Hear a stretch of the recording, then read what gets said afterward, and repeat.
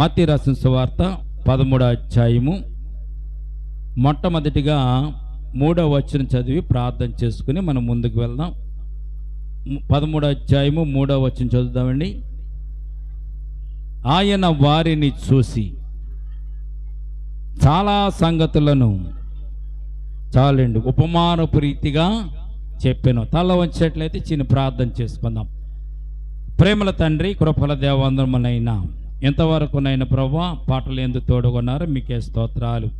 ఇదిగోనైనా గతించినటువంటి మొదటి మాసం, 2వ మాసం, 3వ మాసము, 4వ మాసాన్ని కూడా ప్రభునైనా మీరు దీవించి మీ కృప చెప్పున కనికరము చెప్పున నిబిడలమైన మమ్మల్ని అందరూ కూడా ప్రభునైనా కాపాడి భద్రపరిచి క్షేమమును ఆరోగ్యమును మాకు ఇచ్చి తండ్రి ఈ సమయం ముందు నీ సన్నిధానం ఉండగలిగే భాగ్యం ఇచ్చారు. స్తోత్రముల తండ్రి. మరొక సమయం 5వ మాసంలో ప్రభునైనా ఇగో 4వ తారీఖులో మిమ్మల్ని ప్రవేశపెట్టినైనా ప్రభా నీ సన్నిధానంలో మేము మోకరించే భాగ్యం, నిన్ను స్తుతించే భాగ్యం, నిన్ను గణపరిచే భాగ్యం మాకు ఇచ్చినందుకు వేలాది వందనాలు, స్తుతులు, స్తోత్రాలు చెల్లించుకుంటున్నాం తండ్రి. కూడి వచ్చిన సంఘాన్ని, సంఘ బిడ్డల్ని జ్ఞాపకం చేసుకోండి. మరి ముఖ్యమా ప్రభా చదవబడిన వాక్య భాగాన్ని మీరు దీవించండి, విరిచి వడ్డించండి ప్రభా. కూడి వచ్చిన నీ ప్రియబిడ్డల ప్రభా వినగల చెవులు, గ్రహింపగల హృదయం, అంగీకరించే మనసు, ఆనందించే ఆత్మను దయచేయండి. ఈయన ప్రభా నిలబడిన దోస్తుని మరుగుపరిచి దోస్తుని ముఖాంతంలో వచ్చి మీరే మాట్లాడమని ఈ సమయాన్ని, స్థలాన్ని మీ చేతులుగా అప్పగించుకుంటూ యేసయ్య ఉన్నతమైన పరిశుద్ధ నామమున ప్రార్థించి మిక్కిలి వినయముతో బ్రతమాలి వేడుకొనిచున్నాము తండ్రి. ఆమేన్, ఆమేన్.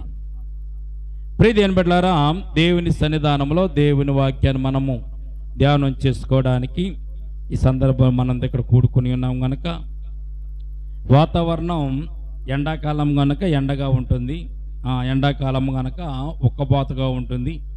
మరి ముఖ్యంగా ఎండాకాలంలో ఏ పని చేసినా ఏం పడతాయండి, మనకి చెమటలు పడతాయి. చెమటలు పట్టేటటువంటి పరిస్థితుల్లో కుదురుగా కూర్చోవడానికి, మనము చెమటలు పట్టేటువంటి పరిస్థితిలో మనము తీరుబడిగా కూర్చోవడానికి అవకాశం ఉండదు. ఎంతో ఓపికతో అలాగే మనము దేవుని సన్నిధానంలో నిష్ట కలిగి, విశ్వాసం కలిగి మనము ఈ రాత్రికాల సమయం ముందు దేవుని సన్నిధానంలో దేవుని వాక్యము వింటే దేవుని వాక్యము మనతో మాట్లాడుతుంది, మనము దేవుని వాక్యముతో మాట్లాడగలుగుతాం. ప్రియదనబడారా కనుక దేవుని వాక్యము శ్రేష్టమైనది, సజీవమైనది, కీళ్లను, మూలుగులను, నరములను కూడా దూరుచు మన యొక్క జీవితాలను సరిచేసేది అని వాక్యం తెలియజేయబడుతుంది. అట్టి సరిచేసేటటువంటి వాక్యాన్ని మనము ఈ రాత్రికాల సమయం ముందు కొద్ది మాటలు మనం జ్ఞాపకం చేసుకుందామండి. చదవబడినటువంటి 13వ అధ్యాయము 3వ వచనంలో ప్రభువు మన కొరకు వ్రాయించినటువంటి మాట ఏమిటంటే, ఇక్కడ ఆయన వారిని చూసి చాలా సంగతులు, అనేకమైన సంగతులను ఉపమానపు రీతిగా యేసు ప్రభువారు బోధించినట్లుగా, చెప్పినట్లుగా ఈ 3వ మాట వాక్యాన్ని మనం చూడగలుగుతున్నాం. యేసు ప్రభువారు ఎలా చెప్పేవారండి? ఉదాహరణ రూపంలో, ఉపమానపు రూపంలో, మనుషులకు అర్థమయ్యే రీతిలో యేసు ప్రభువారు తన యొక్క సువార్తను ప్రకటించినట్లుగా పరిశుద్ధ గ్రంథంలో మనం చూడగలుగుతున్నాం. ఆయన 33.5 సంవత్సరాలు జీవించారు. 3.5 సంవత్సరాల సువార్తను ప్రకటిస్తే ప్రపంచంలో దాదాపు 75% క్రైస్తవులుగా మారి, క్రైస్తవత్వంగా మారి వారి బ్రతుకులను రక్షణలోనికి, నిత్యత్వంలోనికి నడిపించుకున్నట్టుగా మనం చూస్తున్నాం. అదే 100 సంవత్సరాలు కనుక యేసు ప్రభువారు కనుక సువార్తను ప్రకటిస్తే ప్రపంచం అంతా కూడా ఎక్కడా కూడా క్రైస్తవులు లేరు అనేటువంటి మాట లేకుండా జరిగి ఉండేది. కానీ ఆయన 3.5 సంవత్సరాల సువార్తను ప్రకటిస్తే అనేక మంది మారారు. ఈ రోజున చాలామంది చెప్తూ ఉంటారు, అనేక విషయాలు చెప్తూ ఉంటారు. చెప్పినటువంటి విషయాలలో వారు చెప్తారు కానీ వారు అనుసరించదు. ఈ రోజున చాలా మనం చూస్తాం, ఇది మనకి ఎలక్షన్ టైము, ఎన్నికల టైం కదండి. వారు చాలా వాగ్దానాలు ఇస్తూ ఉంటారు, చాలా మీకు ప్రమాణాలు చేస్తూ ఉంటారు, చాలా తాయిలాలు మీకు ముందు పెట్టి నన్ను గెలిపిస్తే ఇది చేస్తానని చెప్తూ ఉంటారు. చూడండి, గమనించినట్లయితే వారు గెలిచిన తర్వాత పట్టించుకోని సందర్భాలు కూడా ఉన్నాయి, గెలిచిన తర్వాత కొన్ని వాటిని నెరవేర్చిన సందర్భాలు కూడా ఉన్నవి. యేసు ప్రభువారు అలా కాదండి. ఆయన ఏదైతే చెప్పారో, ఏదైతే నడమన్నారో, ఏదైతే ఆయన తీరిగా బోధించారో, బోధించినటువంటి ప్రతి విషయంలో కూడా యేసు ప్రభువారు మాదిరిగా ఆయన నడిచి మనకు ఆయన తెలియజేసినట్లుగా పరిశుద్ధ గ్రంథంలో మనం చూడగలుగుతున్నాం. దేవునికి స్తోత్రం కలుగును గాక. ఆయన భూమి గురించి అనేక విషయాలు తెలియజేశారు, మనుషుల గురించి కూడా అనేక విషయాలు తెలియజేశారు. అయితే ఈ లోకంలో ఈ భూమిని విడిచిన తర్వాత మనం ఎక్కడికి వెళ్ళాలనుకుంటున్నాం? పరలోక రాజ్యానికి వెళ్ళాలనుకుంటున్నాం కనుక ఆ పరలోకపు రాజ్యం గురించి కొన్ని మర్మాలను యేసుక్రీస్తు ప్రభువారు ఈ 13వ అధ్యాయము 47వ వచనం వరకు కూడా చక్కని ఉపమానపు రీతిగా కొన్ని విషయాలు యేసు ప్రభువారు తెలియజేశారు. తెలియజేసిన విషయాలను మనము జ్ఞాపకం చేసుకుందామండి. దాని బట్లారా ఈ యొక్క 13వ అధ్యాయంలో మనం చూసినట్లయితే ఆయన చెప్పినటువంటి ఉపమానాలు ఎన్ని ఉన్నాయి అన్నది ఒకసారి జ్ఞాపకం చేసుకుని కొద్ది మాటలు ఆయన చెప్పినటువంటి ఉపమానాల్లో ఒక ఉపమానం మనం ధ్యానం చేసుకుందాం. మొట్టమొదటిగా 24వ వచనం చూడండి. 13వ అధ్యాయం 24వ వచనం, 4వ వచనం కూడా చూడండి. 4వ వచనం కూడా ఒకసారి చూడండి. ఒకడు ఇదిగో విత్తువాడు విత్తుటకు బయలు వెళ్ళెను, వాడు విత్తుచుండగా కొన్ని విత్తనాలు త్రోవ పక్కన పడాడు. మొట్టమొదటిది విత్తనాలు విత్తేవాడి యొక్క ఉపమానాన్ని యేసు ప్రభువారు మొట్టమొదటిగా చెప్పినట్టుగా మనం చూస్తున్నాం. 24వ వచనం చూడండి. ఇప్పుడు 24వ వచనం చూడండి అమ్మా. ఆయన మరి యొక్క ఉపమానం వారితో చెప్పెను, పరలోక రాజ్యము తన పొలములో మంచి విత్తనములు విత్తినటువంటి మనుష్యుని పోలి ఉన్నది. రెండవ ఉపమానం ఇది, పొలములో విత్తబడిన విత్తనాలు. 31వ వచనం చూడండి. 31వ వచనం, ఆయన మరి ఒక ఉపమానం వారితో చెప్పెను, పరలోక రాజ్యము ఒకడు తీసుకొని తన పొలములో విత్తిన ఆవగింజను పోలి ఉన్నది. మూడవది ఏంటండి? ఆవగింజ. మొట్టమొదటిది విత్తనాలు విత్తేవాడు, రెండవది పొలములో విత్తిన విత్తనము, మూడవది ఆవగింజను. 4వది కూడా చూద్దాం చూడండి. 33వ వచనం, 33 చెప్పండి. మరి ఒక ఉపమానం వారితో చెప్పెను, పరలోక రాజ్యం ఒక స్త్రీ తీసుకొని పిండి అంతయు పులిసి పొంగు వరకు 3 కొంచెములో పిండిని దాచిపెట్టిన పొల్లని పిండిని పోలి ఉన్నది. 4వ ఉపమానం ఏంటంటే 33వ వచనంలో పులిసిన పిండి గురించి యేసు ప్రభువారు చెప్పారు. 44వ వచనం చూడండి. 44 పరలోక రాజ్యము పొలములో దాచబడిన ధనమును పోలి ఉన్నది. ఇక్కడ 5వ చూసినట్లయితే దాచబడిన ధనముగా మనం చూస్తున్నాం. 6వ ఉపమానం కూడా ఉంది. 46వ వచనం చూడండి. 46లో 6వ ఉపమానం చూడండి. 46వ వచనం అమ్మా. అమూల్యమైన ఒక ముత్యమును కొనుగొని దానిని కొనుక్కున్నట్టుగా మనం చూస్తున్నాం. మంచి ముత్యమును గురించి కూడా ఇక్కడ తెలియజేయబడింది. 4వ ఉపమానము. 7వ ఉపమానం చూడండి. 6వ ఉపమానం తర్వాత 7 చూడండి. 52వ వచనంలో 52వ వచనం చూడండి. ఆయన అందువలన పరలోక రాజ్యంలో శిష్యుడిగా చేరిన ప్రతి శాస్త్రియు తన ధననిధిలో నుండి క్రొత్త పదార్థములు పాత పదార్థములు వెలుపలకు తెచ్చు ఇంటి యజమానిని పోలి ఉన్నది. 7వ ఉపమానం ఏంటంటే మంచి పదార్థములు. 8వ కూడా ఉంది. ఇదే 13వ అధ్యాయం 47వ వచనంలో 8వ ఉపమానం ఉంది. చూడండి ఒకసారి. 47వ వచనం, మరియు పరలోక రాజ్యము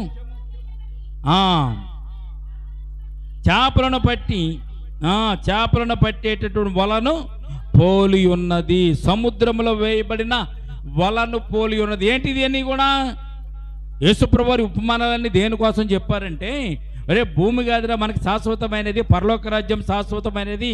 ఆ పరలోక రాజ్యం ఎలాగుంటుందో, ఆ పరలోక రాజ్యంలో ప్రవేశించేటటువంటి వారి యొక్క జీవితాలు ఎలాగుండాలో యేసుక్రీస్తు ప్రభువారు ఈ ఉపమానపు రీతిగా చాలా విషయాలు మనకు బోధించినట్లుగా పరిశుద్ధ గ్రంథంలో మనం చూడగలుగుతున్నాం. ఈ సందర్భంలో మనము 3వ వచనం నుంచి 3వ వచనం నుంచి మనం చదువుకుంటూ ముందుకెళ్దాం. మొదటి ఉపమానాన్ని మనం జ్ఞాపకం చేసుకుందాం. ఈ రాత్రి మొదటి ఉపమానం జ్ఞాపకం చేసుకుందాం. ఈ 8 ఉపమానాలు మనం ధ్యానం చేయాలంటే 8 ఉపమానాలకి కనీసం 3 గంటల పైన పడుతుంది కనుక మనము మొదటి ఉపమానాన్ని జ్ఞాపకం చేసుకుందాం. 3వ వచనం ఆఖరి లైన్ నుంచి చదవండి ఒకసారి. 3వ వచనం ఆఖరి లైన్ నుంచి చదవండి. విత్తువాడు విత్తుటకు బయలు వెళ్ళెను, వాడు విత్తుచుండగా కొన్ని విత్తనములు త్రోవ పక్కన పడెను, పక్షులు వచ్చి వాటిని మృంగివేసిను. విత్తువాడు విత్తుటకు బయలుదేరినట్టుగా ఇక్కడ మనం చూస్తున్నాం. ప్రియమైన బిడ్డలారా, మొట్టమొదటిది విత్తువాడు విత్తనాలు విత్తడానికి బయలుదేరాడు. అంటే వ్యవసాయదారుడు అనుకుందాం కొద్దిగా. లేకపోతే పొలంలో విత్తనాలు జల్లేటువంటి ఒక కార్మికుడు అనుకుందాం. ఇక్కడ విత్తనాలు విత్తడానికి బయలు వెళ్ళాడు. బయలు వెళ్ళి అతడు విత్తనాలు విత్తుతున్నప్పుడు మొట్టమొదటిగా జరిగిన సంభవాన్ని మనం చూస్తే, మొట్టమొదటి ఎక్కడ పడిపోయిందంటే విత్తనం అది మొట్టమొదటి త్రోవ పక్కన పడినట్టుగా మనం చూస్తున్నాము. పక్షులు వచ్చి వాటిని మింగివేసినాయి అంట. 5వ వచనం చూడండి. కొన్ని చాలా మన్ను లేని రాతి నేలను పడినో అక్కడ మన్ను లోతుగా ఉండనందున అవి వెంటనే మొలిచెను, కానీ సూర్యుడు ఉదయించినప్పుడు అవి మాడి వేరి లేనందున ఎండిపోయినట్టుగా మనం చూస్తున్నాము. 2వ విత్తనం ఎక్కడ పడ్డదండి? రాతి నేలన పడ్డది. ఈ రాతి నేల ఏం చేసిందంటే అండి, మన్ను లోతుగా ఉండనందున అవి వెంటనే మొలిసినవి, కానీ సూర్యుడు ఉదయించినప్పుడు అవి మాడి వేరులందున ఎండిపోయినట్టుగా మనం చూస్తున్నాం. 7వ వచనం చూడండి. కొన్ని ముండ్ల పొదలలో పడినో ముండ్ల పొదలు వెలిగి ఎదిగి వాటిని అణిసివేసను. మూడోది ఏంటంటే ముండ్ల పొదల్లో పడినటువంటి విత్తనం. 4వ విత్తనం గురించి చూద్దాం. 4వ విత్తనం ఎక్కడ పడ్డదంటే అండి, కొన్ని మంచి నేలన పడి ఒకటి 100 ఒకటి 60 ఒకటి 30 ఫలించెను. ఇక్కడ ఒక మాట ఉంటుంది, చెవి గలవాడు వినుగా. కానీ యేసుప్రభువు వారు ఇక్కడ ఈ మొదటి ఉపమానం గురించి మనకు తెలియజేసినట్టుగా పరిశుద్ధ గ్రంథంలో మనం చూడగలుగుతున్న. దేవునికి స్తోత్రం కలుగునుగాక. ఈ రాత్రి ఈ నేలల గురించి మనం చూద్దామండి. ఈ విత్తనం గురించి, ఈ నేలల గురించి మనం చూద్దాం. అయితే ప్రియమైన బిడ్డలారా, ఒక విషయాన్ని మొట్టమొదటిగా మనం జ్ఞాపకం చేసుకోవాలి. ఏంటా విషయం? విత్తడానికి వెళ్ళినటువంటి వ్యక్తి తీసుకుని వెళ్ళినటువంటి విత్తనాలు మంచివా చెడ్డవా అన్నది మొట్టమొదటిగా మనము జ్ఞాపకం చేసుకోవాలి. విత్తడానికి తీసుకుని వెళ్ళినటువంటి విత్తనాలు మొట్టమొదటిగా మంచివా చెడ్డవని మనం ఒక్కసారి ఆలోచన చేస్తే 4వ ఉపమానంలో మనం చూస్తామండి. కొన్ని మంచి నెలన పడ్డవి, అవి ఫలించి 100 60 30 ఫలించినట్టుగా మనం చూస్తున్నాం. అంటే ఒకే గంపలో వేసుకెళ్ళినటువంటి విత్తనాలు, ఒకే బుట్టలో వేసుకెళ్ళినటువంటి విత్తనాలు, ఒకే సంచిలో వేసుకెళ్ళినటువంటి విత్తనాలు 4 నెలల్లో పడ్డాయి. 4 నెలల్లో విత్తబడినటువంటి విత్తనాలన్నీ కూడా ఒకే రకానికి చెందిన విత్తనాలన్నీ మొట్టమొదటిగా మనము జ్ఞాపకం చేసుకోవాలి. దేవునికి స్తోత్రం కలుగునుగాక. కొన్ని పుచ్చివి విత్తలేదు, కొన్ని శ్రేష్టమైన విత్తలేదు. అన్ని సమానముగా పండగలిగేటటువంటి, ఫలించగలిగేటటువంటి విత్తనాలను తీసుకుని వెళ్ళి ఇతను ఆ విత్తనాలను చల్లినట్టుగా మనం చూస్తున్నాం. విత్తనాలు చల్లాడండి. ఆ విత్తనాలు చల్లేటటువంటి క్రమంలో మొట్టమొదటిగా ఎక్కడ పడ్డాయంటండి? మొట్టమొదటిగా త్రోవ పక్కన పడ్డట్టుగా మనం చూస్తున్నాం. మొట్టమొదటి విత్తనాలు ఎక్కడ పడ్డాయండి? కొన్ని త్రోవ పక్కన పడ్డాయి. చూడండి, కొన్ని త్రోవ పక్కన పడ్డాయి, కొన్ని రాతి నెలన పడ్డాయి, కొన్ని ముండ్ల తప్పుల్లో పడ్డాయి, కొన్ని మంచి నెలన పడ్డాయి. కొన్ని అనేటువంటి మాట మనం చూస్తే ఒకే దాంట్లో తీసినటువంటి కొన్ని, ఒకే తట్టలో కానీ, ఒకే గంపలో కానీ, ఒకే సంచిలో కానీ తీసినటువంటి విత్తనాలు. ఈ విత్తనాలన్నీ కూడా శ్రేష్టమైనవి, మంచివి. విత్తనాలు మంచివే, కానీ విత్తనాలు పడ్డటువంటి చోటు మంచిది కాదు అని బైబిల్ గ్రంథం మనకు తెలియజేయబడుతుంది. మొట్టమొదటి దాని గురించి బైబిల్ చెప్పినటువంటి మాట మనం చూసినట్లయితే చూడండి. విత్తువాడు విత్తుటకు బయలువెళ్ళిన వాడు విత్తుచుండగా కొన్ని విత్తనాలు త్రోవ పక్కన పడెను. త్రోవ పక్కన పడ్డటువంటి విత్తనాలు ఏం చేయనట్టండి? పక్షులు వచ్చి వాటిని మృంగివేసెను అని పరిశుద్ధ గ్రంథంలో మనం చూడగలుగుతున్నాం. ప్రియమైన బిడ్డలారా, గమనించినట్లయితే వీటి యొక్క భావాన్ని యేసుప్రభువు వారు మరలా మనకు తెలియచెప్పాలని వాటిని చెప్పినట్టుగా కూడా మనం చూస్తున్నామండి. ఈ విత్తనాల ఉపమానాన్ని గురించి యేసుప్రభువు వారే చాలా విషయాలు ఉపమాన ప్రీతులను మనకు ఆయన తెలియజేస్తాడు. ఈ విత్తనాలు త్రోవ పక్కన పడ్డ విత్తనాలు ఎటువంటియో మనం చూసినట్లయితే చూడండి. 19వ వచనం చూడండి. 19వ వచనం చూడండి ఒకసారి. 13వ అధ్యాయం 19వ వచనం. వినుడి. వినియు గ్రహింపక ఉండిన దుష్టుడు వచ్చి వాని హృదయములో విత్తబడిన దానిని ఎత్తుకొని పోవును. త్రోవ పక్కన పడిన విత్తనము విత్తబడిన వాడు వీడే అని చెప్పాడు దేవుడు. దేవునికి దానికి భావాన్ని కూడా చెప్తున్నాడు ఆయన. ఒక ప్రశ్న వేశాడు, ఒక విషయం చెప్పాడు. విషయం చెప్పిన తర్వాత దానికి అర్థం కాదేమో మనకి, అర్థాన్ని కూడా యేసు ప్రభువారే వాక్యంలో మనకు తెలియజేయబడుతున్నాడు. ఎవడంటే వారు రాజ్యం గురించినటువంటి వాక్యము విని గ్రహింపక ఉండగా దుష్టుడు వచ్చి వాని హృదయములో విత్తబడిన దానిని ఎత్తుకొని పోవును, పక్షులు వచ్చి ఎత్తుకుపోయినవి అన్నటువంటి మాటకు అర్థం ఏంటో తెలుసండి.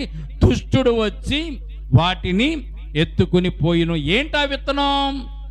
రాజ్యము గూర్చి విత్తబడినటువంటి విత్తనం. మాటలు రాజ్యము గురించి చెప్పబడినటువంటి సువార్త, రాజ్యం గురించి చెప్పనటువంటి దేవుని వాక్యము, పరలోక రాజ్యాన్ని గురించి చెప్పనటువంటి మాటలు కనుక మీరు హృదయంలోని కనుక భద్రం చేసుకోకపోతే, హృదయంలో కనుక మీరు వాటిని దాచుకోకపోతే, చూడండి, హృదయంలో విత్తబడిన దాన్ని అది ఎత్తుకుపోతే, ఎప్పుడు ఎవడైనా రాజ్యమును గురించిన వాక్యం వినియు గ్రహింపక ఉండగా, వింటాం మనము, చాలా మట్టుకు గ్రహించము. ఏం చేస్తాం మనమండి? వింటాము కానీ మనము గ్రహించమనేటువంటి సత్యాన్ని పరిశుద్ధ గ్రంథమే మనకు తెలియజేస్తుంది. అందుకే ప్రార్థన చేసేటప్పుడు ఒక మాట మీకు తెలియజేస్తూ ఉంటాను, మీకు అర్థమైందో లేదో. వినగల చెవులు, గ్రహింపగల హృదయం, అంగీకరించే మనసు, ఆనందించే ఆత్మ. ఆత్మ మనకు తోడుగా ఉంటే విన్నటువంటి వాక్యాన్ని మనం అర్థం చేసుకుంటాం, గ్రహిస్తాము, మన హృదయంలో భద్రం చేసుకుంటాం. దానివల్ల మనకి సంతోషం వస్తుందని సత్యాన్ని తెలియచేయడానికి మొట్టమొదటిగా దేవునికి మనం ప్రార్థన చేస్తూ ఉంటాం. దేవునికి స్తోత్రం కలుగునుగాక. కనుక మనకి వినగల చెవులు అంటే అర్థం ఏంటి? చెవులు లేవని కాదు, చెవులు ఉంటాయి. మనసు ఇక్కడ ఉంటుంది, కట్టి ఇక్కడ ఉంటుంది, కట్టి మనసు కూడా ఇక్కడ ఉంటుంది. 6 అడుగుల జ్ఞానం ఉన్నటువంటి మనం అందరం కూడా ప్రియమైన బిడ్డలారా, దేవుని సన్నిధానంలో మన కట్టి ఇక్కడే ఉంటుంది. కానీ మన ఆలోచన, మన భావాలు కూడా ఎక్కడ ఉంటాయి తెలుసండి? మన ఆలోచనలు, మన తలంపులు కూడా ఇంటి దగ్గర ఉంటాయి. పొద్దున్న నుంచి సాయంత్రం వరకు మనం చేసిన పనుపాట్ల మీద ఉంటాయి. ఉదయం నుంచి మనం అనుకున్నటువంటి మాట్లాడినటువంటి మాటలు బట్టి మన ఆలోచనలకు బయటకు వెళ్తూ ఉంటాయి.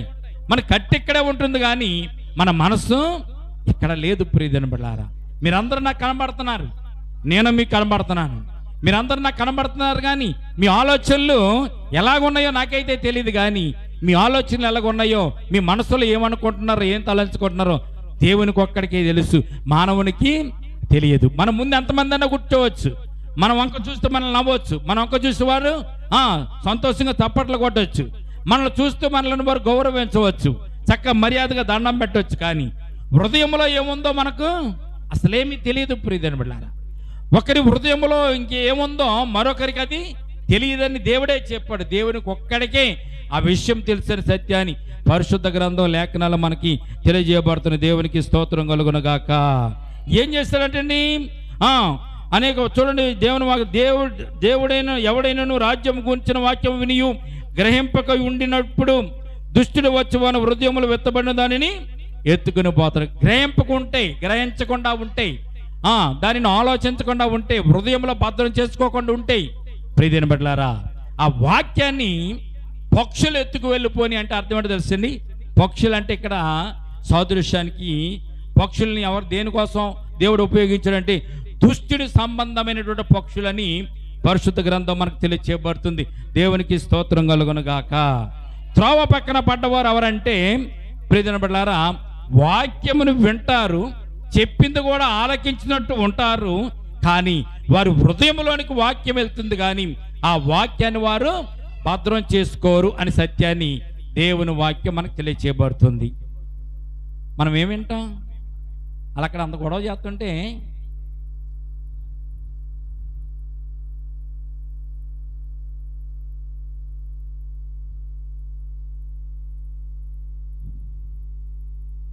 ప్రియమైన బిడ్డలారా, దేవుని వాక్యాన్ని వినడానికి ముందు మనకి మనసు, మైండ్ అంతా పీస్ఫుల్గా ఉండాలి. మనం దేవుని వాక్యాన్ని వింటున్నప్పుడు శబ్దాలు ఏమైనా అయితే మనకి ఏమనిపిస్తుంది తెలుసా? వెంటనే మన చెవులు దేన్ని అంటాయి చెప్పండి? మనం ప్రార్థన చేస్తున్నాం, పెద్ద శబ్దం వినపడ్డది, పళ్ళెమో కంచమో పక్కన పడిపోయినప్పుడు మనం చేస్తున్న ప్రార్థన మీద కాన్సన్ట్రేషన్ చేయలేం. మనం మనసును నిలపలేం, దృష్టిని నిలపలేం. అది తప్పు ఎవరిది కాదు. ఎవరిది ఆ తప్పు కాదు. ఎవరిది తప్పు? మన యొక్క మనస్సు, మన యొక్క ఆలోచనలు, మన చెవులు శబ్దాలు వింటూ ఉంటుంది మామూలే. అందుకే ధ్యానం చేస్తూ ఉంటారు. మీకు అర్థమైందో లేదో, ధ్యానపు క్లాసులకు వెళ్తారు, వారిని దిక్కును కూర్చోబెడతారు, మౌనంగా ధ్యానం చేయమంటారు.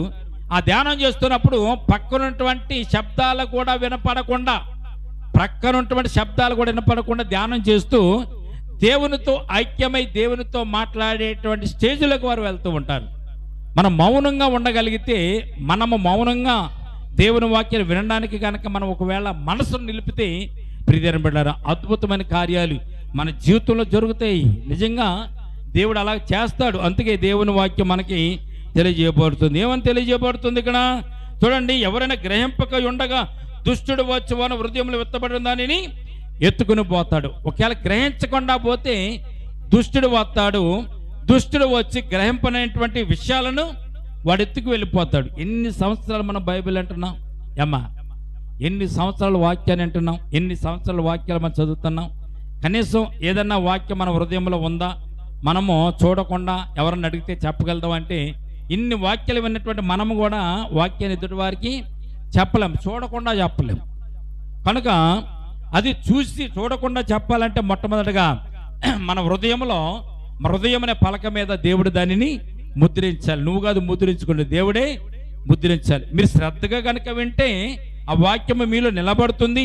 నిలబడితే మీకు గొప్ప భాగ్యం కలుగుతున్న సత్యాన్ని పరిశుద్ధ గ్రంథం మనకు తెలియజేయబడుతుంది.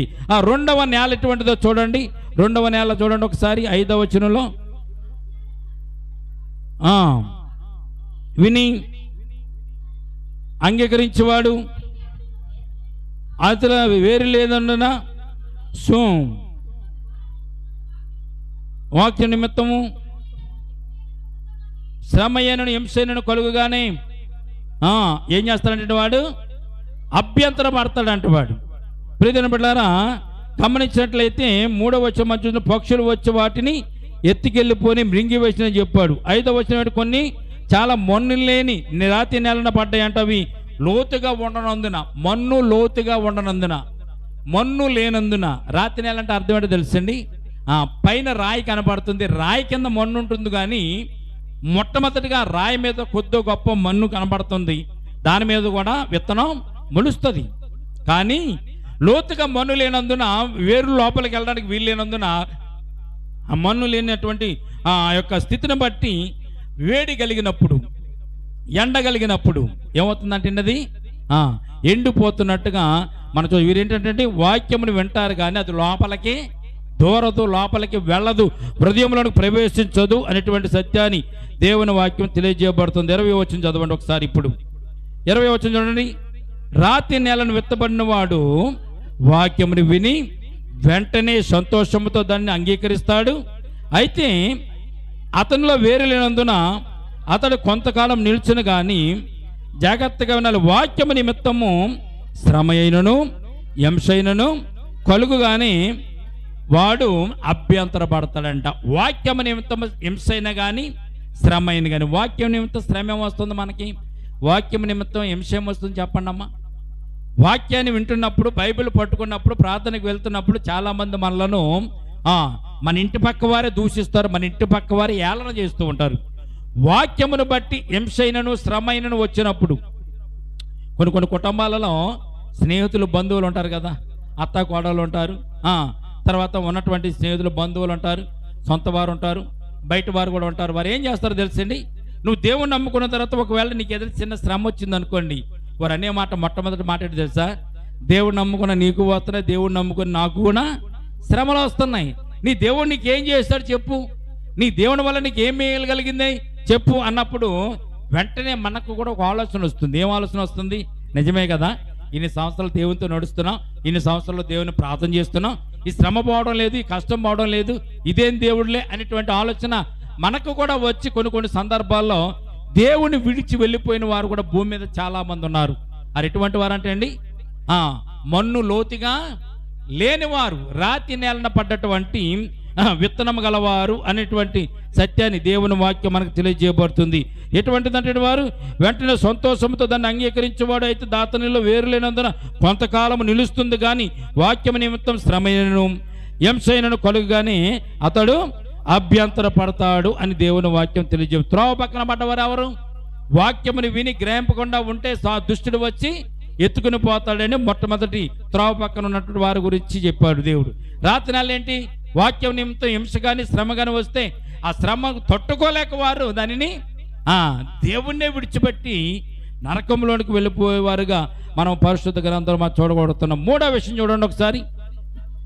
ముండ్ల పొదలలో విత్తబడిన వారు ఎవరనగా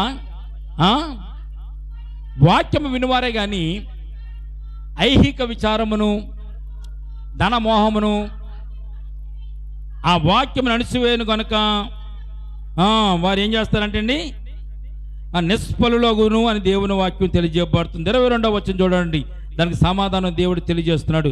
ముండ్ల పొదలలో విత్తబడిన వారు వాక్యము వినువాడే గాని ఐహిక విచారమును ధనమోసమును ఆ వాక్యమును అణిసివేయను గనుక వాడు నిష్ఫలుడగును. ఐహిక విచారము ధనమోసము చూడండి, అటువంటి ఐహిక విచారమును ధనమోసమును ఆ వాక్యమును అణిసివేస్తుందంట. గమనించినట్లయితే మూడవ కేటగిరీలో ఉన్న ముండ్ల తుప్పల్లో ఉన్నవారు ఎవరో తెలుసండి, దేవుని వాక్యం అంటే వారికి చాలా ఇష్టం. దేవుని వాక్యం అంటే వారికి చాలా ప్రమాణముగా దేవుని వాక్యాన్ని భద్రంగా వింటారు, నిష్ఠగా వింటారు, దేవుని మీద విశ్వాసంతో వింటారు, భక్తితో వింటారు. వింటూ వారు అలాగా నడుస్తూ ఉన్నప్పుడు వారికి ఏం కలుగుతుంది అంటే ప్రియమైన బిడ్డలారా, ఇక్కడ చెప్పిన బట్టి మాట మనం జ్ఞాపకం చేసుకుంటే ఐహిక విచారమును ధనమోసమును ఐహిక విచారాలంటే బాధలు, అనారోగ్యపు బాధలు, వచ్చేటటువంటి కష్టాలు, ఇరుకులు, ఇబ్బందులు. ఐహిక విచారం అంటే ఏదో విచారం, ఏదో పోగొట్టుకున్న వాళ్ళలాగా ఉన్నావేంట్రా, ఏంటి ఏమైంది నీకు అని అడుగుతారు. అబ్బో ఇంట్లో చాలా శ్రమలు ఉన్నాయండి, ఇంట్లో చాలా శోధనలు ఉన్నాయండి, ఇంట్లో చాలా కష్టాలు ఉన్నాయని అంటూ ఉంటారు తెలుసా. ఐహిక విచారాలు బయటికి కనపడని విచారాలు, అవి బయటికి కనపడవు. ఐహిక విచారాలు అంటే మనసులో కుమ్మిలిపోతూ ఉంటాడు, మనసులో వాడు తప్పించిపోతూ ఉంటాడు. ఇటువంటి విచారాలు వస్తాయి.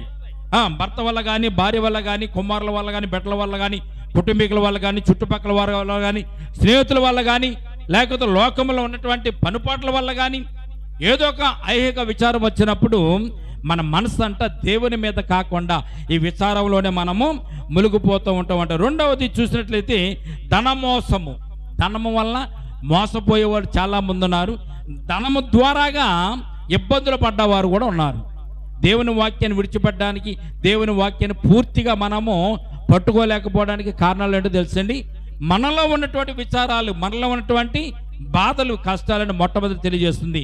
రెండవ సూత్రం ఏంటి, రెండవ విషయం ఏంటంటే ధనము వల్ల కూడా మనము దేవునిని ఎక్కువగా ప్రేమించలేము, దేవుని ఎక్కువగా గౌరవించలేము, దేవుని సన్నిధానంలో విశ్వాసంతో జీవించలేము. ధనమోసము అని రాయబడింది బైబిల్లో. ధనమోసం అంటే అర్థం ఏంటి?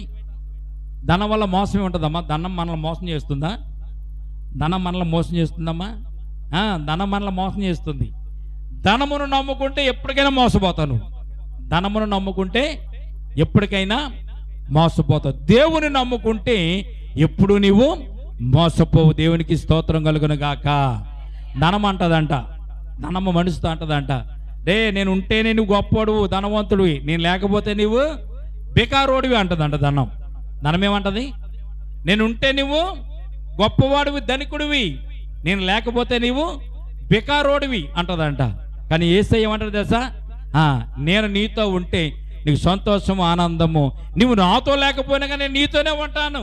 ఈ భూమిని విడిచితే ధనం ఏమంటది తెలుసా? నువ్వు భూమి వరకు, భూమి మీద ఉంటేనే నేను నీతో పాటు ఉంటా అంటది. ధనం ఏమంటది? నువ్వు భూమి మీద ఉంటేనే నీతో పాటు ఉంటాను, ఒకవేళ నువ్వు భూమిని విడిచావనుకో నేను నీతో రానంటది. భూమి విడిచిన తర్వాత ధనం వస్తుందండి మనతోను. ధనం కానీ, బంగారం కానీ, మంచి మంచి గాజులు, మంచి మంచి చీరలు, మంచి మంచి వస్తువులు, మంచి మంచి వడ్డానాలు ఇవి పెట్టుకున్న వాళ్ళు కరోనా టైంలో చచ్చిపోయారు. వాళ్ళు కరోనా టైంలో చనిపోయిన వారిని ఈ వస్తువులతో ఎవరన్నా తగలబెట్టడం కానీ, వస్తువులతో పాతిపెట్టడం కానీ ఏమైనా జరిగిందండి? ఏం జరగలేదు. ధనం ఒప్పుకోదా అంటే, ధనం అసలు ఒప్పుకోదంట. ఎవరికో ఒకటి కన్నుగుట్టేలా చేస్తుందంట. ఆ వస్తువులు ఉడిచేసుకుంటారు, ఆ వస్తువులు తీసేసుకుంటారు. ఆమె దగ్గర ఉన్నటువంటి మంచి మంచి ఏ వస్తువులన్నా తీసేసుకుంటారు. చెవుల్లోంచి రాకపోతే చెవుల్లోంచి లాగేసిన కూడా ఉన్నారు. రక్తాలు కారిపోయేటువంటి సందర్భాలు కూడా ఉన్నాయి. వడ్డానాలు తీసేసుకుంటారు, గాజులు తీసేసుకుంటారు, ఏది ఒడిచిపెట్టరు. ఒకవేళ పొట్టు చీర ఉందనుకోండి, 1 లక్ష రూపాయలు పెట్టి ఆ పొట్టు చీరను కూడా ఆమెతో పాటు సమాధిలో పెట్టరు, ఏది పెట్టరు. అందుకే ధనం అంటదంట, నువ్వు భూమి మీద ఉన్నంత వరకు నేను నీతో ఉంటాను, నువ్వు భూమి విడిచి వెళ్ళావు అనుకో నేను నిన్ను విడిచిపెట్టేస్తానంట దాన్ని. కానీ యేసయ్య ఏమంటాడు? నువ్వు భూమి మీద ఉన్నా నీతోనే ఉంటాను, భూమి విడిచిన తర్వాత కూడా నిన్ను నాతో పాటు పరలోక రాజ్యంలో చేర్చుకుంటాను అంటాడంట. దేవునికి స్తోత్రం కలుగును గాక. అందుకే ప్రియమైన బిడ్డలారా, ముండ్ల తొప్పలో మంచి నేలే, కానీ ఆ ముండ్ల తొప్పలు ఏం చేస్తాయండి? ఐహిక విచారాలు, ధనమోసం వల్ల దేవుని మనము కనుగొనలేము, దేవునితో మనం నడవలేము అని బైబిల్ గ్రంథం మనకు తెలియజేయబడుతుంది. అయితే ఈ 3 నెలల గురించి మనం తెలుసుకున్నాం. త్రోవ పక్కన పడినటువంటి విత్తనం, రాతి నేలలో పడినటువంటి విత్తనం, ముండ్ల పొదలో పడినటువంటి విత్తనం, వాటి జీవితాలు, వాటి పడ్డటువంటి ప్రదేశాలు, విత్తనం ఫలించడానికి వీలుగా లేనటువంటి ప్రదేశాలలో ఈ 3 విత్తనాలు పడ్డట్టుగా మనం చూస్తున్నాం. 4వ విత్తనం కూడా పడ్డదండి. 4వ విత్తనాన్ని కూడా జల్లి. 4వ విత్తనం ఎక్కడ పడ్డదంటే చూడండి, 8వ వచనంలో. 8వ వచనం చూడండి ఒకసారి. కొన్ని మంచి నేలన పడి ఎలాగంటే 1 100 1 60 1 30 ఫలించెను. దేవునికి స్తోత్రం కలుగునగాక. 4వది, మొదటిది త్రోవ పక్కన పడింది, అది ఫెయిల్ అయిపోయింది. రాతి నేలన పడ్డది 2వది, అది కూడా ఫెయిల్ అయిపోయింది. ముండ్ల తొప్పల్లో పడ్డది, అది కూడా 3వది, అది ఫెయిల్ అయిపోయింది. 4వది మాత్రం మంచి నెలన పడ్డదంట. ఆ మంచి నెలన పడ్డది ఏమైందంటే అండి, 100 60 30 ఫలించిందంట. చెవులు గలవాడు వినుగాక అని ఇక్కడ యేసుప్రభువు వారు చెప్పినట్టుగా మనం చూస్తున్నాం. 23వ వచనం చూడండి. ఇప్పుడు మంచి నేలను విత్తబడిన వాడు జాగ్రత్తగా వినాలి. అందుకే వినాలని చెప్తూ ఉంటాం. ఊత పదముగా ఈ మాట వస్తూ ఉంటుంది, జాగ్రత్తగా వినాలి, జాగ్రత్తగా వినండి, జాగ్రత్తగా వినండి అనడానికి కారణం ఏంటో తెలుసండి? వాక్యమును వింటే నీకు మేలు కలుగుతుంది, వాక్యమును వినకపోతే సాతాను గారికి మేలు కలుగుతుంది. నువ్వు వాక్యం వింటే నీకు మేలు, దేవుడు నీతో ఉంటాడు, దేవుని కార్యం నీలో జరుగుతాయి. నువ్వు వాక్యం వెళ్ళలేదనుకో, సాతాను గారికి చాలా సంతోషం. వాక్యం చెప్తున్నాడు కానీ ఆయన వింటలేదు, వాళ్ళ మంచి భాగ్యం వింటలేదు. వాక్యం వింటే వారు బాగుపడతారు, పరలోక రాజ్యానికి వెళ్తారు. వినకపోతే నా దగ్గరికి వచ్చేస్తారు. ఎక్కడికి? నా దగ్గరికి అంటే నరకంలోకే.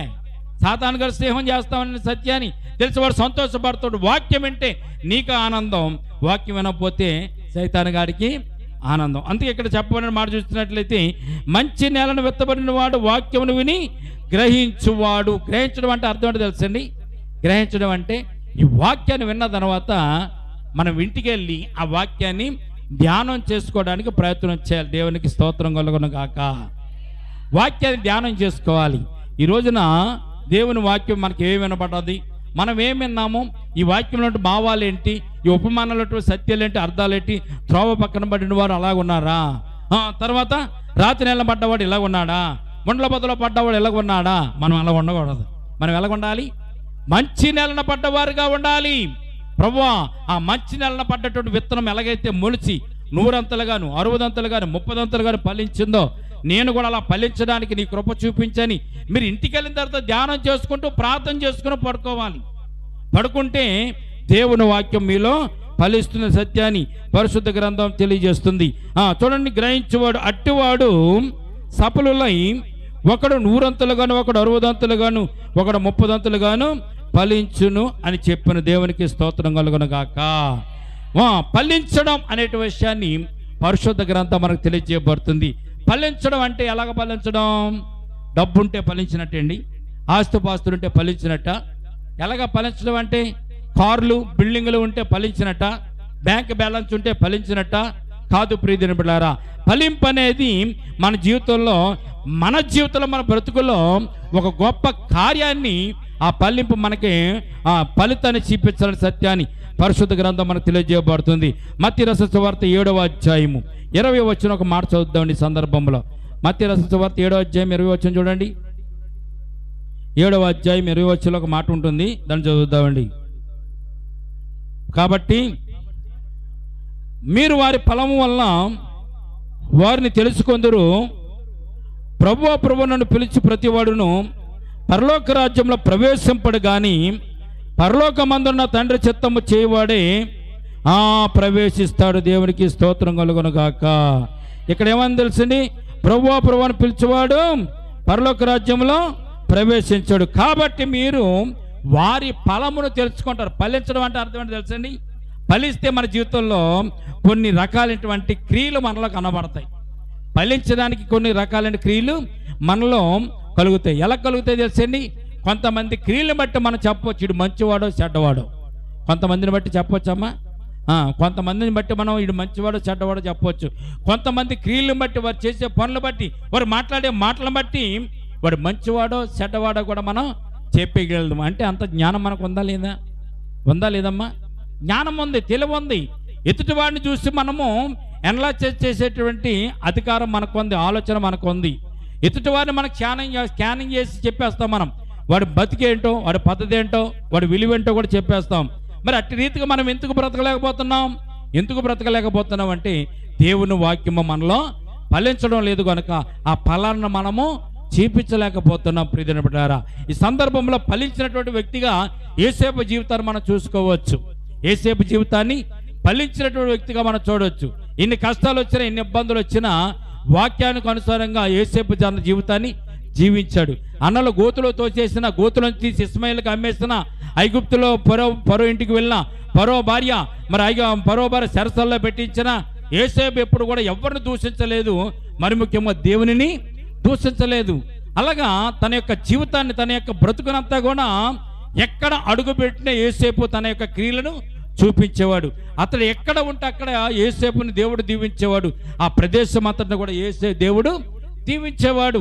అందుకే ఫరో అంటాడు, నువ్వు నా ఇంట్లోకి వచ్చింది మొదలుకొని ఎప్పటి వరకు నేను అభివృద్ధి పొందుతూనే వచ్చాను, కానీ నాకెక్కడా కూడా నష్టం కలగలేదు అన్నాడు యోసేపుని బట్టి. నిజమే, మన జీవితాల్లో, మన బ్రతుకుల్లో ఫలింపు అంటే ఎలా ఉండాలో తెలుసా?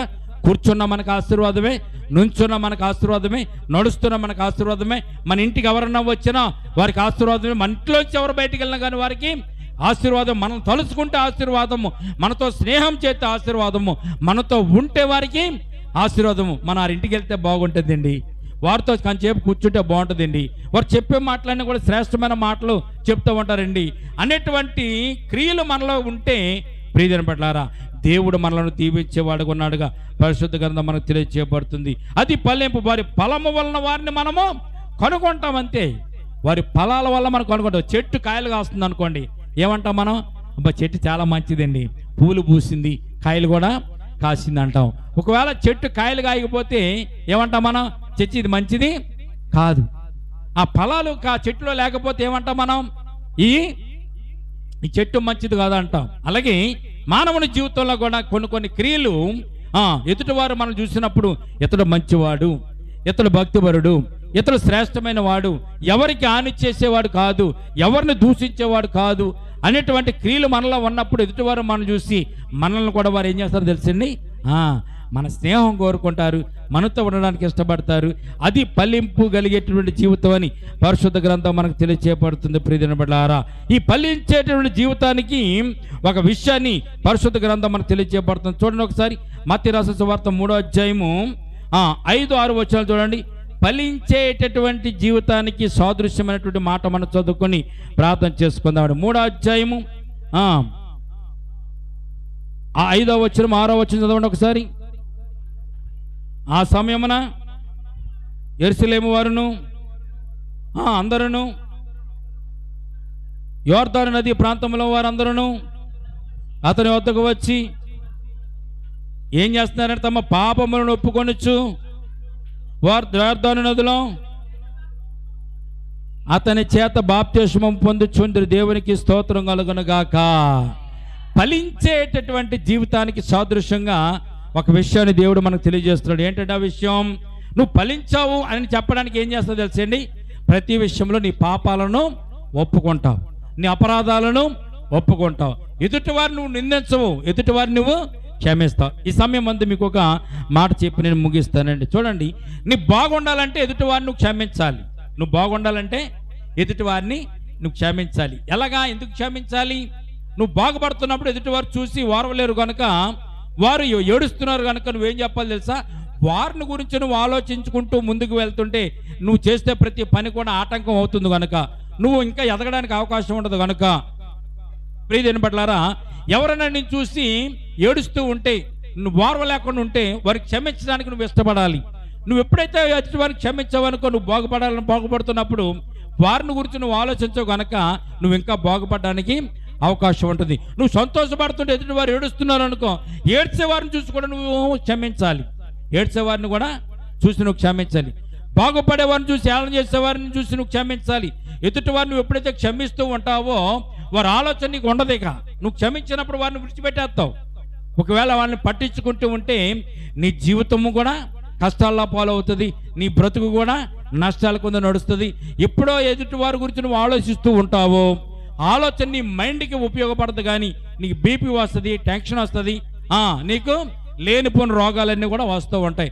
ఎదుటి వారి గురించి ఆలోచించకుండా నువ్వేం చేయాలి? ఎదుటి వారిని క్షమించడానికి నువ్వు నేర్చుకోవాలి. నేను ఎవరైనా తిట్టారనుకోండి, మరలా నువ్వు తిట్టడానికి ప్రయత్నం చేయకుండా నువ్వు వెంటనే క్షమించి, ప్రభువా నన్ను తిడుతుందనైనా, ఆ బిడ్డ నువ్వు క్షమించినైనా అని వదిలిపెట్టేస్తావు అనుకో, నువ్వు బాగుపడుతూ ఉంటావు. ఎప్పుడు కూడా తిట్టేవారి గురించి నువ్వు ఆలోచన చేస్తూ ఉంటే, నిన్ను దూషించే వారి కోసం నువ్వు ఆలోచన చేస్తుంటే, వచ్చిన కష్టాల గురించి నువ్వు ఆలోచన చేస్తుంటే, రాబోయే కష్టాల గురించి కూడా నువ్వు ఆలోచన చేస్తుంటే నీ జీవితంలో సంతోషం, సమాధానము ఉండదు. ప్రియమైన బిడ్డలారా, నువ్వు ఫలించాలంటే ప్రతి విషయంలో కూడా నువ్వు ఎదుటివారిని క్షమిస్తూ ఉండాలి, అంతే, మర్చిపోవాలి. అని నేను ఆ బిడ్డకి క్షమిస్తున్నాను తండ్రి, నీవు నన్ను క్షమించు అంటే కదా యేసుప్రభువు వారు చెప్పిన మాట ఏంటో తెలుసండి. యేసుప్రభువు చెప్పిన మాట, నిన్నువని నువ్వు పొరుగు వారిని ప్రేమించమన్నాడు. రెండో మాట, నువ్వు ఎదుటివారిని క్షమించాలి, అంతే, ఎల్లప్పుడూ క్షమించాలి. ఒకసారి శిష్యుడు యేసుప్రభువుని అడుగుతాడు, ప్రభువా నా సహోదరుడు తప్పుదేం చేస్తే నేను ఎన్నిసార్లు క్షమించాలి అన్నాడు. అప్పుడు యేసుప్రభువు వారు చెప్పిన మాట ఏంటో తెలుసా? 70 ఏండ్ల మోరల మట్టుకు నువ్వు క్షమించాలి నాయనా అన్నాడు. 70 ఏండ్ల మోరల మట్టుకు మనిషి జీవితం 70 సంవత్సరాలు, అధిక బలం ఉంటే 80 సంవత్సరాలు. 70 సంవత్సరాలు అంటే అర్థం ఏంటి? నువ్వు చచ్చేంత వరకు అతన్ని క్షమిస్తూ ఉండాలి. నువ్వు క్షమిస్తే నీవు బాగుపడతావు, నీవు అభివృద్ధి పొందుతావని దేవుడి వారికి తెలియజేస్తున్నట్టుగా మనం చూస్తున్నాం. దేవునికి స్తోత్రం కలుగునగాక. కనుక మత్తయి రాసిన సువార్త 3వ అధ్యాయంలోనే 7వ వచనంలో ఒక మాట ఉంటుంది చూడండి. 7వ వచనం చూడండి ఒకసారి. 3వ అధ్యాయం 7వ వచనం. అతడు సద్దుకైలోను అనేక బాప్తిజములతో చూసి, సర్ప సంతానమా, రాబో ఒకరిని తప్పించుకొనుటకు మీకు బుద్ధి చెప్పిన వాడెవడు? ఏంటంటే మారు మనసుకు తగిన ఫలము ఫలించుడు అంటున్నాడు. దేవునికి స్తోత్రం కలుగునుగాక. ఏ ఫలం అనేది? మారు మనసుకు తగినటువంటి ఫలం. నువ్వు దేవుని వాక్యం వింటున్నావు, దేవుని సన్నిధిలో ప్రార్థన చేస్తున్నావు, నువ్వు రక్షణ పొందుకున్నావు, ప్రభురాత్రి భోజన సంస్కారం పొందుతున్నావు, దేవుని రొట్టెలోను రక్తంలో నువ్వు పాలు పంపులు, శరీరంలోను శరీరంలోను రక్తంలోను నువ్వు పాలు పంపులు పొందుతున్నావు.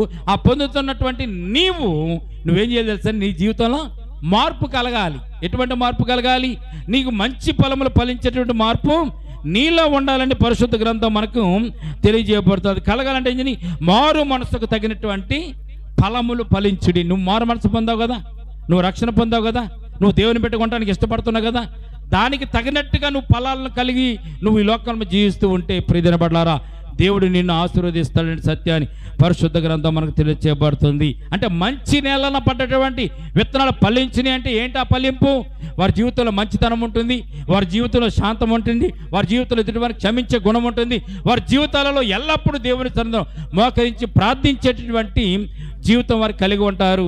అది మంచి విత్తనములు, మంచి ఫలములు ఫలించేటువంటి విత్తనానికి ఉన్నటువంటి లక్షణాలని పరిశుద్ధ గ్రంథం మనకు తెలియచేయబడుతుంది. కనుక ప్రియమైన బిడ్డలారా, ఈ రాత్రికాల సమయం మందు మంచి నేలన పడ్డటువంటి విత్తనాలు అది ఫలించి 100 60 30 ఎలాగైతే ఫలించింది, మన జీవితాలు కూడా దేవుని వాక్యాన్ని వింటూ దేవుని వాక్యానికి అనుగుణంగా జీవిస్తూ మనం కూడా మంచి ఫలాలు ఫలిస్తూ, మన ఫలాలు ఎదుటివారు ఎలా కొనుక్కుంటారు? మన క్రియలను బట్టి మన ఫలాలు కొనుక్కుంటారు. కనుక మన క్రియలు వారికి యేసయ్యని చూపించాలి, మన క్రియలు యేసయ్య యొక్క జీవితాన్ని చూపించాలి, మన క్రియలు యేసు ప్రభువుని వారు కూడా నమ్మడానికి, వారు కూడా మన మార్గంలోకి రావడానికి వారు ప్రయత్నం చేయాలి. కనుక అట్టి క్రియలను మనం కలిగి మంచి ఫలాలను మనం కలిగి ఈ లోకంలో జీవిద్దాం. అట్టి వారిని దేవుడు దీవించి పరలోక రాజ్యంలో ఆయన కుడిపార్శ్వమున కూర్చోబెట్టుకోవడానికి ఇష్టపడుతున్నాడు. కనుక అటు రీతిగా జీవిస్తూ మనం ముంచుకు వెళ్దాం. మంచి నెలల పడి ఫలించిన విత్తనాలుగా మన జీవితాలు కూడా ఉండడానికి మనం కూడా ప్రయత్నం చేద్దాం. ఈ కొద్ది మాటలు, చిన్న మాటలు దేవుడు దీవించి మనలను ఆశీర్వదించును గాక. నేల ప్రభు మంచి నేలను విత్తబడినటువంటి విత్తనం అది ఫలించి 100 60 30 ఫలించింది, ప్రతిఫలించింది, ఫలాభివృద్ధి పొందిందని మీ లేఖనం ద్వారా మాకు తెలియజేస్తున్న తండ్రి, నిజమేనైనా నీ వాక్యం శ్రేష్టమైనది, అది ఫలించగలిగేటటువంటి వాక్యమే. మా హృదయాలు సిద్ధంగా లేకపోతే ప్రభువా నీ వాక్యము మా హృదయంలో ఫలించదు అనేటి సత్యాన్ని ఈ రాత్రి మాకు తెలియజేస్తున్నారు తండ్రి. ఇదిగో ప్రభు, నీ వాక్యం వినడానికి మేము వచ్చినప్పుడు ఐహిక విచారాలను పక్కన పెట్టి, ధనమోసములను పక్కన పెట్టి, మా ఇంటి దగ్గర ఉన్నటువంటి తలంపుల పక్కన పెట్టి, ఊర్లో ఉన్నటువంటి ప్రతి గొడవలకు సంబంధించిన తలంపుల పక్కన పెట్టి, అలాగే ప్రభునైనా మాకున్నటువంటి నేను సమస్యలను పక్కన పెట్టి, మాకున్నటువంటి ఆలోచనల పక్కన పెట్టి, కేవలం మా హృదయాలు నీ వాక్యం వైపుకునైనా త్రెప్పడానికి, నీ వాక్యాన్ని మా హృదయంలో భద్రం చేసుకోవడానికైనా నీ కృప మాకు అనుగ్రహించండి. కూడి వచ్చిన ప్రతి ఒక్క బిడ్డ హృదయాల్లో ప్రభువా మంచి నేలన పడ్డటువంటి విత్తనం ఎలాగైతే ఫలించి అభివృద్ధి పొందిందో, నీ వాక్యమైనటువంటి విత్తనం ప్రభువా నీ బిడ్డల జీవితాలలో కూడా ప్రభునైనా ఫలించి అభివృద్ధి పొందినట్లుగా నీ కృప చూపించండి. ఇదిగో ప్రభు, నీ వాక్యము మాలో ఫలిస్తేనైనా ప్రభువా నీటి వారిని నాటబడినది ఆకు వాడక తన కాలమందు ఫలమిచ్చు చెట్టు వలె ఉంటుందని చెప్పినటువంటి గొప్ప దేవా, ఈ రాత్రి కాల సమయం ముందు నీ బిడ్డల జీవితాల్లో అటు రీతిగా ఫలాలు కలిగేటటువంటి విత్తనాలుగా నీ వాక్యము మా హృదయంలో ఫలించలాగిన నీ కృప చూపించండి తండ్రి. ఇదిగోనైనా మా జీవితంలో ప్రతి కష్టాన్ని, ప్రతి ఇరుకుని ఇబ్బందిని కూడా తీసివేయండి తండ్రి. నీ బిడ్డల జీవితాలలో ఎవరు ప్రభునైనా అనారోగ్యంగా ఉన్నారో అనారోగ్యం నుంచి విడుదల కలిగించండి, సంపూర్ణమైన ఆరోగ్యం దయచేయండి. ఆర్థికపరమైన ఇబ్బందులు కొట్టుమిట్టాడుతున్నారు, ఆర్థికపరమైన ఇబ్బందులు ఇచ్చి నేను విడుదల కలిగించి సంపూర్ణమైనటువంటి నేను ప్రభు ఆశీర్వాదాల బిడ్డలుగా దయచేయండి తండ్రి. ఏ కుటుంబాల్లో శాంతి లేదో, ఏ కుటుంబాల్లో సమాధానం లేదో ప్రభు, ఏ కుటుంబాల్లో అయినైతే ఐహిక విచారాలనేటువంటి ముళ్ళ తప్పులు ప్రభునైనా, ఆ ఎండ వేడుములు ప్రభునైనా ఆ వాక్యాన్ని అణిచివేస్తున్నాయో ప్రభు, అణిచివేసిన ప్రతికూలమైన ప్రతి పరిస్థితులను కూడా తొలగించినైనా అనుకూలమైనటువంటి పరిస్థితులు నీ బిడ్డలకు దయచేసినైనా నీ వాక్యం చేత వారు ఆశీర్వదింపబడినట్లుగా, నీ వాక్యం చేత వారు దీవింపబడినట్లుగా, నీ వాక్యం వారిలో ఫలించి అభివృద్ధి పొంది నేను ప్రభు అన్ని విషయాలలో ప్రభు మేలుతో నింపబడినట్లుగా ఈ రాత్రికాల సమయం నీ కృప చూపించండి. కూడి వచ్చిన సంఘాన్ని, సంఘ బిడ్డలు కూడా జ్ఞాపకం చేసుకోండి తండ్రి. ఎవరైతే అనారోగ్యంగా ఉన్న వారిని ముట్టి స్వస్థపరిచి సంపూర్ణ ఆరోగ్యం దయచేయండి నైనా. ఇదిగో ఎవరైతే ఇరుకుల ఇబ్బందులు ఉన్నారో ఇరుకుల నుంచి ఇబ్బందులు తప్పించండి. ఆర్థికపరమైన ఇబ్బందుల నుంచి ఎవరైతే కొట్టుమిట్టాడుతున్నారో ఈ రాత్రి మేము ప్రార్థిస్తున్నాం. శనివారం ప్రార్థన కూడికలో ప్రతి ఆర్థికపరమైన ఇబ్బంది నుంచి విడుదల కలిగించి సంపూర్ణమైనటువంటి సంతోషాన్ని, ఆనందాన్ని, ఆశీర్వాదాల వారి కుటుంబాల్లో మీరు దయచేయండి తండ్రి. చిన్న బిడ్డలను జ్ఞాపకం చేసుకోండి తండ్రి, యవనస్తులను జ్ఞాపకం చేసుకోండి ప్రభా, చదువుతున్న బిడ్డలు మీరు జ్ఞాపకం చేసుకోండి ప్రభా. వివాహం కావాల్సిన బిడ్డల వరకు మరి ముఖ్యంగా ప్రార్థిస్తున్నాం తండ్రి. సకాలంలో వారికి వివాహం జరగడం కృప చూపించండి. వివాహం అనేది పరలోక రాజ్యంలో ఏర్పాటు చేయబడేదే కనుక తండ్రినైనా అది నీ చిత్తంలో జరగవలసింది, మనుషుల వల్ల కాదునైనా నీ చిత్తంలో జరగాలి కనుక ఈ రాత్రికాల సమయం మందు వివాహం కావాల్సిన బిడ్డల వరకు ప్రార్థిస్తున్నాం తండ్రినైనా. వారికి వివాహం జరగడానికి కృప చూపించండి. ఉద్యోగం లేని బిడ్డల వరకు ప్రార్థిస్తున్నాం. ఉద్యోగాల వారికి దయచేయండి. వారి కుటుంబాలను పోషించుకోవడానికి, వారి జీవితాలను ప్రభు మంచి మార్గం నడిపించుకోవడానికి కావలసినటువంటి చక్కని ఉద్యోగాలు ప్రభు ఆ బిడ్డలకు కూడా దయచేయండి తండ్రి. అటు రీతిగానే ప్రభు ఎండాకాలంలో ఉన్నాం తండ్రి, వడదెబ్బకు ఎండ దెబ్బకు తగలకుండా నీ కాపుదల దయచేయండి తండ్రి. మా చుట్టుపక్కల ఉన్న ప్రతి ఇంటిని, ప్రతి గృహాన్ని కూడా, ప్రతి గడపను కూడా జ్ఞాపకం చేసుకోండి.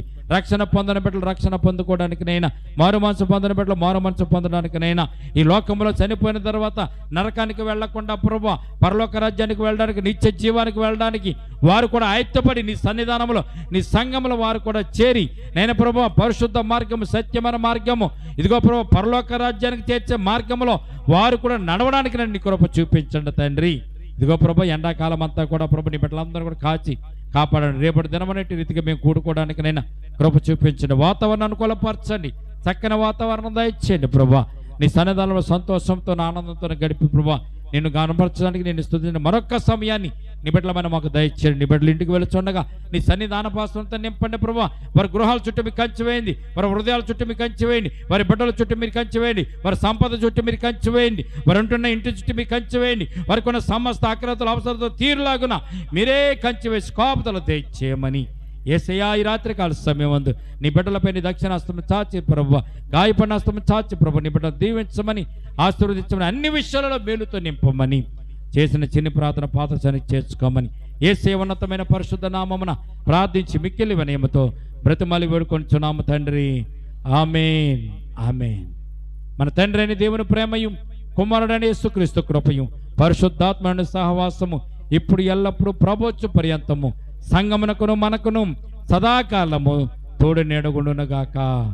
ఆమె యేసు రక్తమే ఇచ్చేం, ప్రవేశ రక్తమే ఇచ్చేం, యేసు నామమున సంపూర్ణ విజయం కలుగునుగాక. ఆమేన్, ఆమేన్.